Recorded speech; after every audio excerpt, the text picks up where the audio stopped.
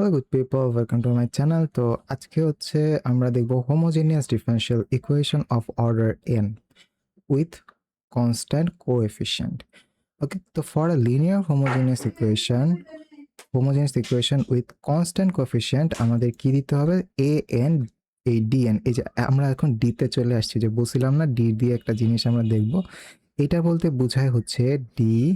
ওকে, D এরকম ফার্স্টে, তো D x two the power N, এটা বলতে আসলে এইটাকে বোঝায়। ঠিক আছে, আপনার যদি এখানে 1 থাকতো, মানে শুধু ডি 1 থাকতো, তার মানে কি ডি বাই ডি এক্স। ঠিক আছে, এখানে কোনো একটা রাশি হতে পারে বা রাশি না হতে পারে, যেটাই থাকুক। তো বিষয়টা হচ্ছে এইরকম, ডি তারপর কিছু সামথিং ডি এক্স। তো এটা আসলে বলতে এরকম বোঝায়। ওকে, মানে কয়বার ডিফারেন্সিয়েট করতেছি, লাইক এটা কি একবার ডিফারেন্সিয়েট বোঝায় না? তো আর এন বলতে কি এটারে এন বার ডিফারেন্সিয়েশন করছি। তো এটাই হচ্ছে এটার মূল কনসেপ্ট। ওকে, তো সরি, তো এখন হচ্ছে আমরা দেখব কি, তো এটা বুঝায়। ঠিক আছে, আমরা কয়বার ডিফারেন্সিয়েশন করব, এন বার ডিফারেন্সিয়েশন করব, এটা বলতে এটা বুঝাইতেছে। তো ওকে, দেন হচ্ছে আমরা পরেরটায় যাই, সেটা হচ্ছে the golden 3 rules of roots. Okay, তো এই গুলা হচ্ছে আর কি মুখস্থ করতে পারেন। এটা আসলে অনেকটা হেল্প করে। দেখেন, প্রথমটা হচ্ছে real and distinct roots.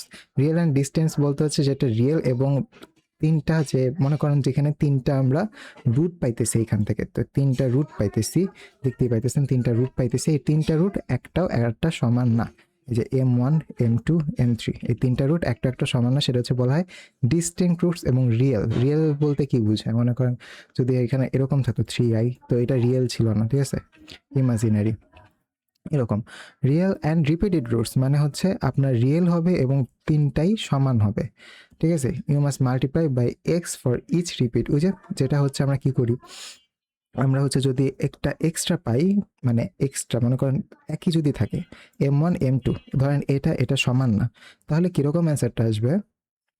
C1 plus C2 x, okay, plus C3, okay, এরকমভাবে আসবে। আবার whole e to the power m x, আপনাদের এরকম হচ্ছে রেজাল্টটা আসবে। ঠিক আছে, যদি হচ্ছে একটা একটা সমান না হয়। ও আচ্ছা, এইটা কিন্তু তখন হবে না, কি বলে, এটা তখন এরকম হবে M1, এইটা তখন এরকম হবে e to the power m x plus C3 সম্পূর্ণ আলাদা হবে e to the power m, ধরেন 2x বা 3x। ঠিক আছে, যেহেতু M1 M2 দুইটা সমান, সুতরাং আমরা এইভাবে লিখতে পারি। তারপরে হচ্ছে আমাদের এই এক্সটেনশনটাকে C3 e to the power m, তারপর কি এটা 3m3, তারপরে x, এভাবে করে দিতে পারি। তো হচ্ছে যদি এরকমটা হইতো তাহলে, ঠিক আছে।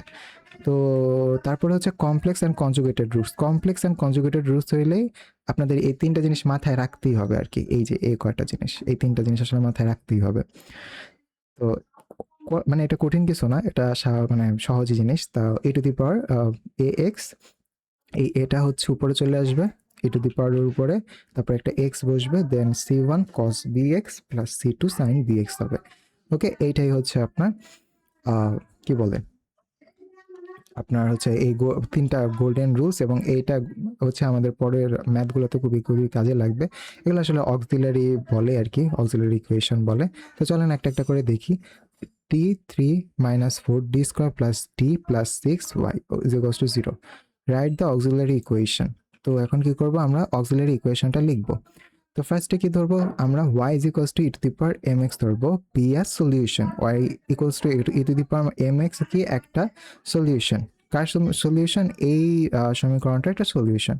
তো রিপ্লেস ডি উইথ এম, মানে আমরা হচ্ছে রিপ্লেস করবো কাকে, ডি কে এম দ্বারা রিপ্লেস করব এবং এরকম বানাবো। ওকে, রিপ্লেস করলাম। এবার হচ্ছে আমরা এখান থেকে কমন নিতে পারি, কমন নিয়ে এইভাবে করে রাখতে পারি।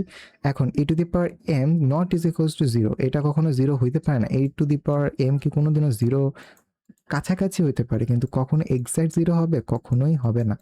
ঠিক আছে, এটা কোনো সম্ভব না, লজিক্যাল এরর।